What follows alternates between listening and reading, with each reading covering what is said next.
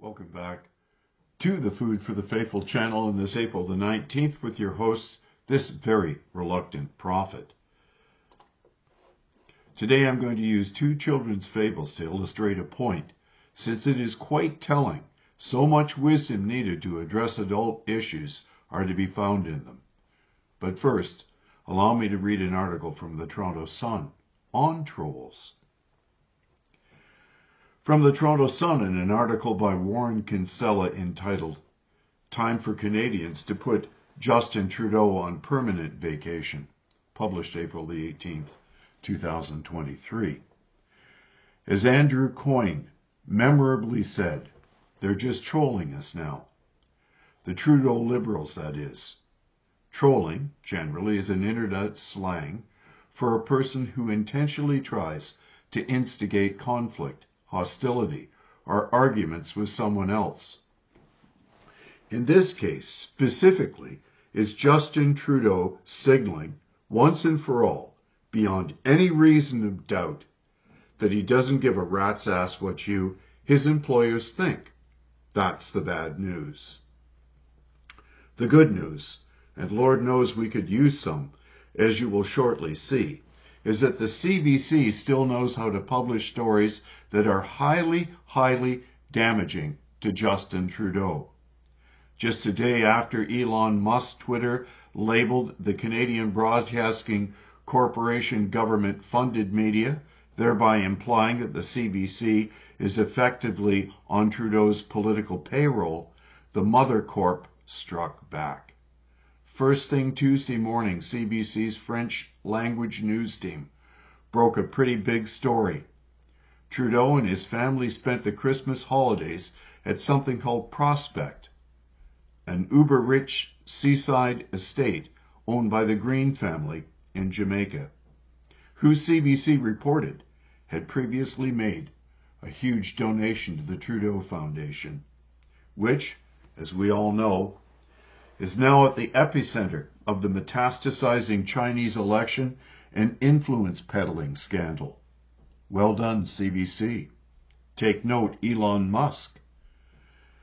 The trip cost taxpayers, you and me, some $160,000 because of security and personnel costs. Trudeau's staff, CBC noted, had been billeted at a nearby resort, all-inclusive natch.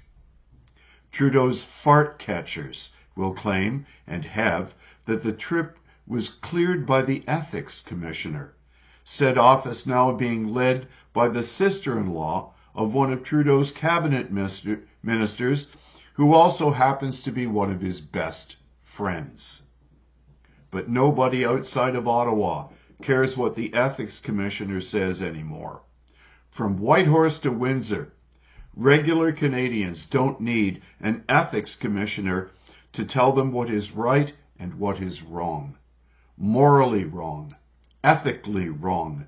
Regular folks know Trudeau's latest vacation on the public dime is wrong and profoundly, deeply disgusting for two big reasons.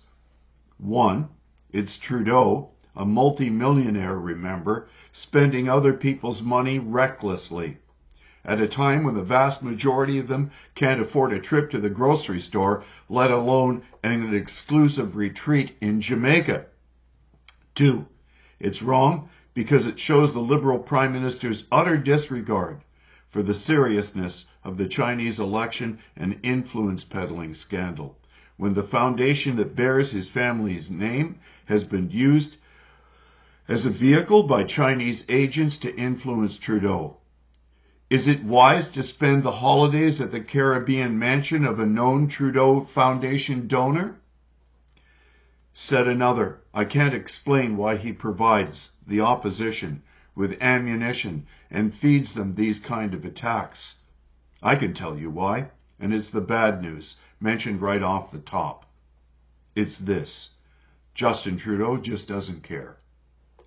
He doesn't care what any of us think anymore. He doesn't give a sweet damn. And he's going to keep doing things like this until he can't anymore, which is up to us. Because, At the earliest opportunity, we need to vote the jerk out. Enough is enough. End of article. End of quote.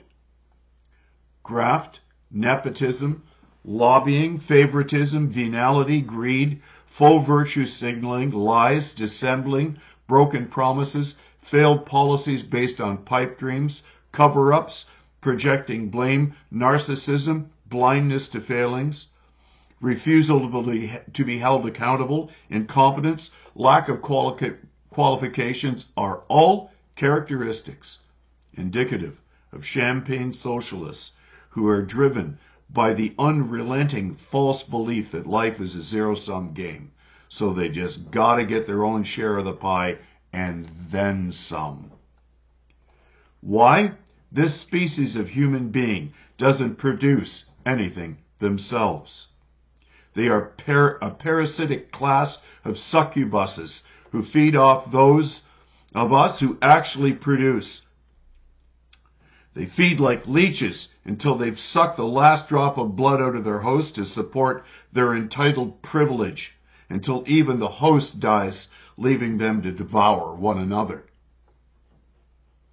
Note that this species of individual has never worked in the production section of the private sector.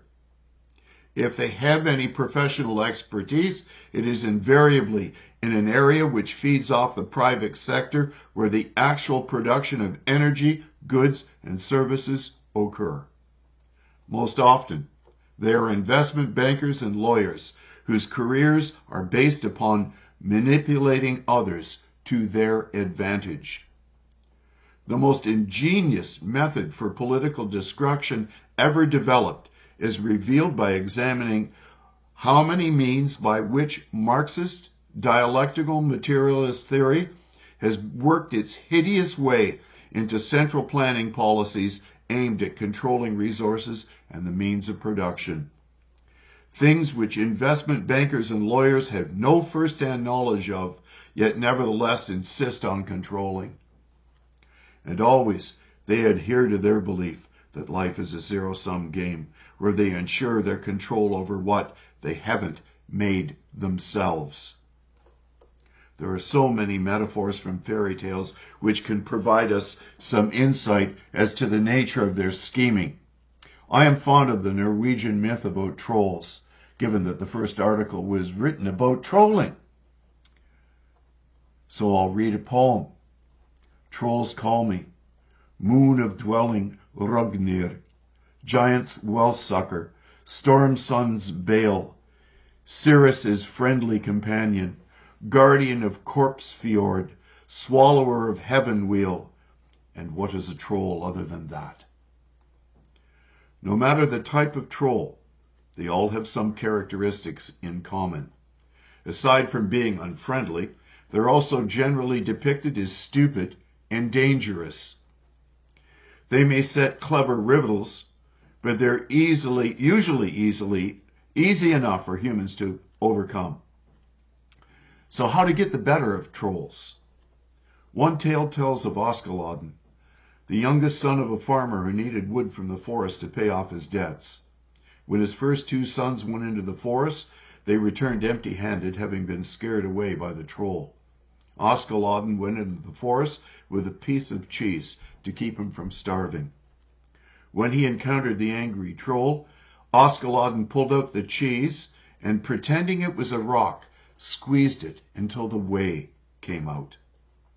Thus the troll was fooled, and fearing Askeladden's great strength, offered to help the boy with his wood cutting. After working hard, the troll invited the boy back to his home for a meal. As he was tending the fire, he pointed to two huge buckets and asked the boy to fetch water. The boy realized that he couldn't carry such massive buckets, let alone filled with water. So he claimed they were too small and that he would simply bring the whole spring instead. The troll obviously didn't want a whole spring in his house and so exchanged chores. The boy tended the fire while the troll went to get water to make porridge. Once it was ready, the boys suggested that they have an eating contest. They ate as much as they could, However, the boy had placed his knapsack under his shirt and was filling it with porridge without the troll noticing. Once it was full, he slashed a hole in it and continued to eat. Once the troll was full and could eat no more, the boy suggested that the troll cut a hole in his stomach, like the boy appeared to have done, so that he could eat as much as he liked. The troll, being rather stupid, did so and promptly died. Thus the boy took all of his gold and silver, and the farmer could pay off his debts. This is exactly what our unqualified elite class are doing, engorging themselves at the taxpayers' expense until their own greed will cause them to burst their own gluttonous bellies. Let us take the advice of Osculodden to take back the gold and silver they have stolen from us. Then consider the little red hen. Once upon a time, little red hen lived on a farm with a dog, a pig, and a cow. Little red hen worked hard every day to grow plants in her garden. The dog, the pig, and the cow did nothing but sleep all day in the warm sun and watch little red hen work in her garden. One day, little red hen found a grain of wheat. "Who will help me plant this wheat so that we can eat fresh bread?" she asked. "Not I," said the dog. "Not I," said the pig. "Not I," said the cow. "I will plant it myself then," said little red hen, and she planted the grain of wheat. Little red hen took good care of her wheat, but the dog, the pig, and the cow said they were too tired to help.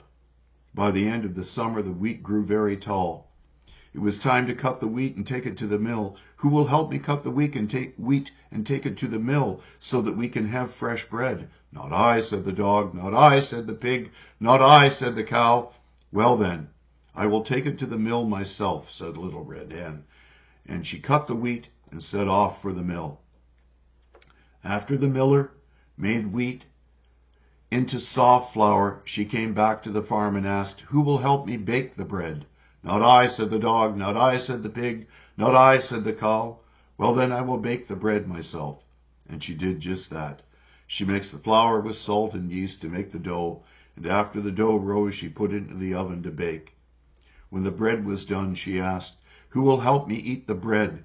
"I will," said the dog. "I will," said the pig. "I will," said the cow. "No, you will not," said little red hen. "You did not help me plant the grain, and you did not help me care for it. You did not help me cut it and take it to the mill. You did not even help me make the bread. I will eat it myself." And she did.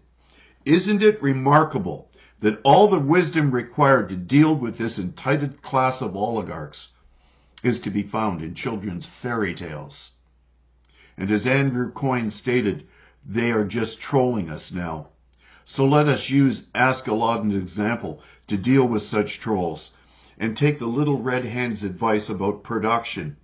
We made the bread, while they made it harder for us to do so with their damnable central planning and a liberal authoritarian control over this nation's resources and economy.